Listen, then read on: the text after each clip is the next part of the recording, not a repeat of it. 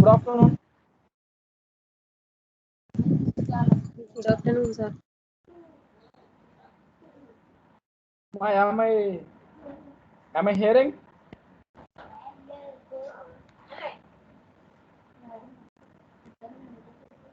Am I hearing? Yes, sir. Yes. Okay. Last class we will see the energy density function, right? We have seen in last class we have seen the energy density function as well as the application of Gauss law on a sphere. These two topics we have covered in a last class. Now we will see the remaining in this class, that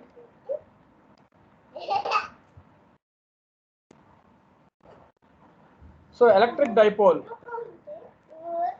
See, today we'll discuss about the electric dipole and review of electrostatics. Review of electrostatics, which means that up to energy density function, we have cleared our half of our first unit syllabus. And remaining first unit, we have a capacitance, material of dielectric material, homogeneous material, and conduction current, convection current. These are the remaining rest half of the first unit. So that we will see in our next class. But today we'll see the electric dipole as well as we can recall all the topics what we have covered till for this class. Right? See, electric dipole. So it's just a definition. So this subject will carry for you in your next year also. So define electric dipole. So electric dipole consisting of a pair of point charges. Listen here. So definition for the electric dipole consisting of a pair of point charges with equal size but opposite sign separated by a distance, which means that whenever you are considering there are two opposite charges which consisting a minimum distance of d, then the two charges will be considered as an electric dipole. So here red is indicate positive charge, negative some minus is indicate negative charge. Distance between these two charges can be represented capital D. See here. So whenever you are seeing this kind of structure, then this structure can be called as electric dipole. See here, electric dipole consisting of a pair of point charges. So pair of point charges is nothing but, so it consisting of a 2 point charges with equal size. Both the electric charges are in a equal in size, but polarity is different. Sign is different. So right, two equal charges are separated with a distance, and also the two charges which consisting of equal values are equal so equal in size, so that is called as an electric dipole.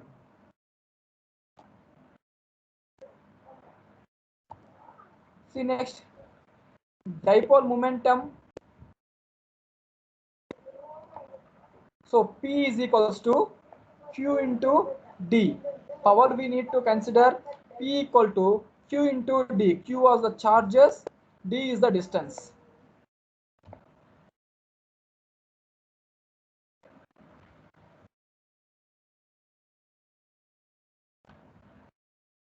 So right, D is the distance, P is the charge.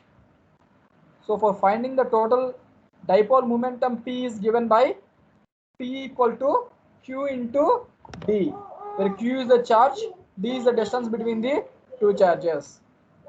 So this is about electric dipole.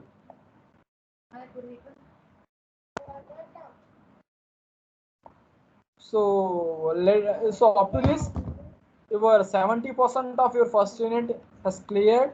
So let us recall topics once again what we have covered till now. See, so first we seen the Coulomb's law. So I'm once again recalling the last topics. One is Coulomb's law. So Coulomb's law, with the help of the Coulomb's law, we can able to get the force on a charges.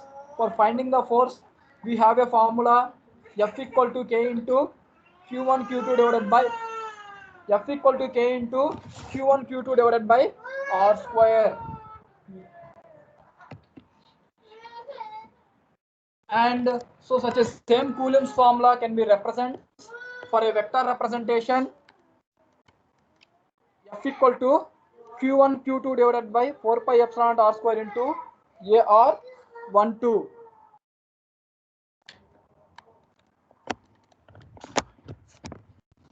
Next, so with the help of the F12, I can able to calculate the force on a n number of charges. So if you want to equating F12 equal to minus F21. So from the Coulomb's law, I have summarized the equation F equal to Q divided by 4 pi epsilon naught summation K equal to 1 to N Q of R minus RK divided by Q of R minus RK divided by R minus RK whole cube. Right? And next, so for finding the electric field intensity, we have a relation field intensity with the force E equal to F by Q. F already I have recognized with the help of the Coulomb's law. I can substitute that F value into the field intensity, then I will get the field intensity. And such a same manner, I can able to find the value field intensity value for if there are n number of charges. So if there are n number of charges, so this is the field intensity formula. Next, we'll see the different types of the charge carriers. One is the point charge, second one is the line charge, third one is the surface charge, fourth one is the volume charge. Already charge can be represented in terms of dq.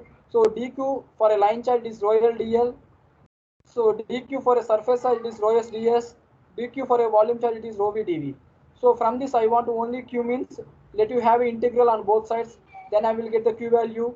Q equal to integral of rho L into dl for line charge, Q equal to integral rho s into ds for surface charge, Q equal to integral rho v into dv for volume charge. These are the different types of the charge carriers. And for we have to find a generalized formula for finding of electric field intensity for a line charge, for a surface charge, for a volume charge is here. E is equals to integral over rho L dl divided by 4 pi epsilon r square into AR for line charge. E equal to integral rho s ds divided by 4 pi epsilon r square into AR for surface charge. E equal to integral over rho v dv divided by 4 pi epsilon r square into AR for volume charge. So these are the general formula for finding the electric field intensity for different charge carriers.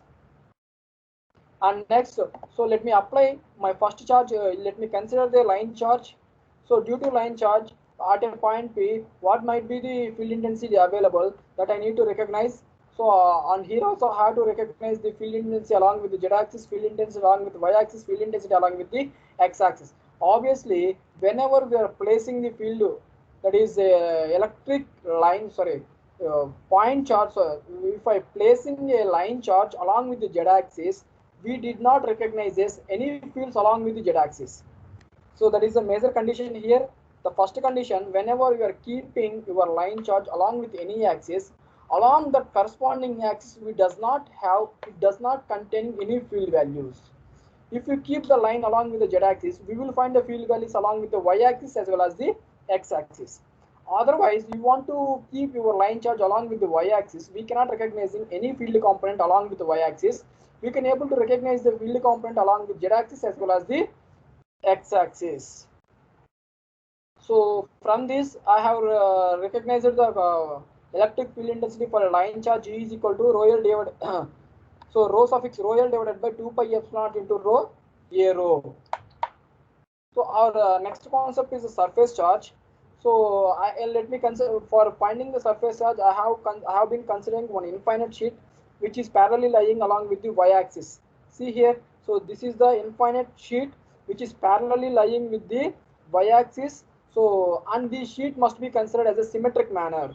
Whatever the portion has been lying, positive side such equivalent portion have been lying along with the negative side. in such a case only I can say the given plane is under symmetric manner. So while having a plane, we need to take care that the plane will be in a symmetry manner. So from this, let me consider surface at point 1 and let me consider the symmetry surface at point 2. So due to point surface charge, I want to find the field intensity point P. The point P is recognizing r comma theta comma phi. So it is a q equal to integral rho s into ds. So from this dE is equals to dq divided by 4 pi epsilon r square into r. So if I substitute a dq value for rho s ds, we will get a value equal to rho s by 2 epsilon naught. And this formula is very important here. See, this formula is very important. So and this is helps you to calculating the or to solving the problems at the time of the solvation problems. So it will helps you. And third application is the volume charge. So for a volume charge, let me consider the spherical coordinating system. In a spherical coordinating system, I have been considering here. So charge density, or it is a volume charge. So due to charge, whatever the point, so this point P of rho comma phi comma theta. At this point, what might be the field intensity is available that I need to find here. So general formula, general information for finding the Q is dq equal to rho v into dv, because of it's a volume integration. Because of it's a volume integration. So right. So now from this the q equal to let us have an integral on both sides. Then I will get the q value. Q equal to integral of rho v into dv. So from that rho v is a constant. We can have a differential volume integral. So then we will find the differential volume integral of sphere is 4 pi a cube by 3. Is a general formula. 4 pi r cube by 3 for a volume. So already I have found the q value. So I have a relation with q to e. So then dE is E equal to q by 4 pi epsilon z square into az. And general representation, instead of az, I can place r.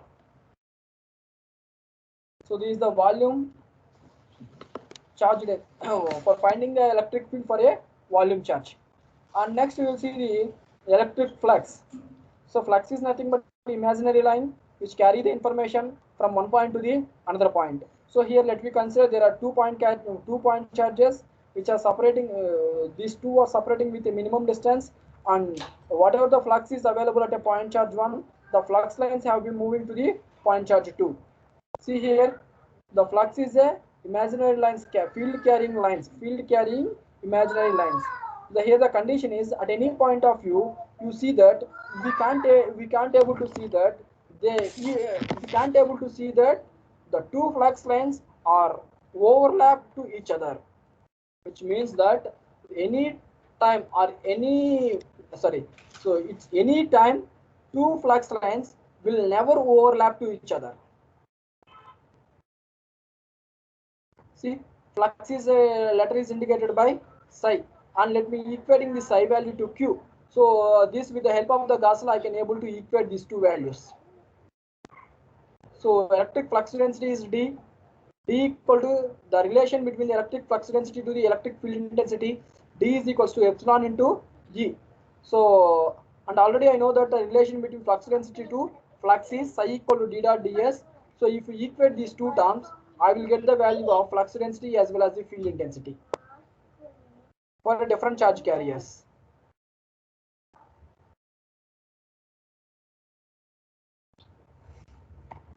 And next very important topic is here Gauss law. So Gauss law is helped us to calculating the electric field intensity in a summarized manner or in a very easy manner. Why we need to study Gauss law means Gauss law which will be provides a simplest way to calculating the electric field intensity. Still we have seen for finding the electric field intensity in a volume charge, in a line charge, in a surface charge, such a same application we can able to see in a another fashion. So with the help of the Gauss law. Why? Because the existed theory are having the complexity is high. So now I am trying to avoid the complexity. So finding a lot of paths in that I have been recognizing gas law. So I have been gas has been recognizing some law. If this law is applicable on the different charge carriers, if you follow this law, it is helped us to reducing the complexity. And what this law states that gas law states total electric flux passing through closed surface is equal to charge enclosed by that surface, which means that in a charged particle is there, how much flux lines are available. If you have summering of all the flux lines, then you will get one bulk charge. That charge is nothing but Q enclosure, right? So the charge is nothing but Q enclosure. So now with the help of the Gauss law, I can have a relation flux to the charge. And now let us see the flux to the charge density. So d psi equal to d dot ds, and for the volume charge rho v q equal to rho v dv. So from the equation of 2 and 3, I can have a value of integral d dot ds equal to rho v dv. So now, so I can apply. So on the, on the left hand side I have been surface charge, on the right hand side I have the volume charge. Either I want to convert this volume charge into surface charge or the surface charge into volume charge, then only we can get a equal values. So for getting that purpose, let me apply a divergence theorem on left hand side. Then this surface charge will becomes as a volume charge. Then d dot ds will becomes as delta dot dv. Now we can substitute these two values here. We will get the rho v equal to delta dot d. So this is our first Maxwell's equation. Sorry, this is our first Maxwell's equation.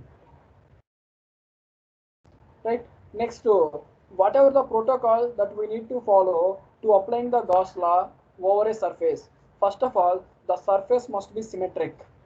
First condition is the surface must be symmetric. And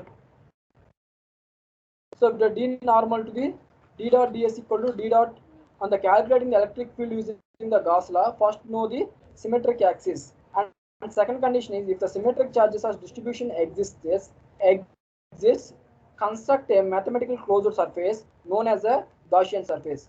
Our second point is first we need to recognize the symmetry property. Second terminology, you need to define the Gaussian surface.